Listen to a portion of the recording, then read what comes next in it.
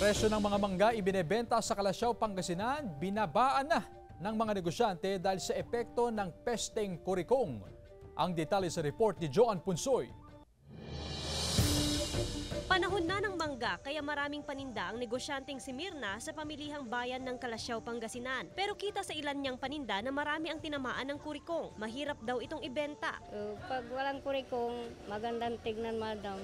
Mabili rin pag mas mabili pag walang kurikong. Para makabenta, binabaan na niya ang presyo. Hindi, pag may kurikong, madali naman ibenta pag mura ang panagbenta mo. Minsan nalugi, kung minsan hindi. Naglalaro ang presyo ng mangga sa 80 hanggang 120 pesos per kilo. Ayon sa Samahang Industriya ng Agrikultura o SINAG, na kontrol ang pag-atake ng kurikong sa mangga bago pang anihan ngayon. Nasa pamamaraan na rin umano ng mga mango grower kung paano maiiwasan ang pagtama ng kurikong. Yung mangga early dapat nakabalot na. No?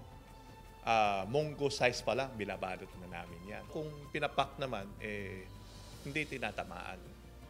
So yung mga late na mag-pack, yun ang natatamaan.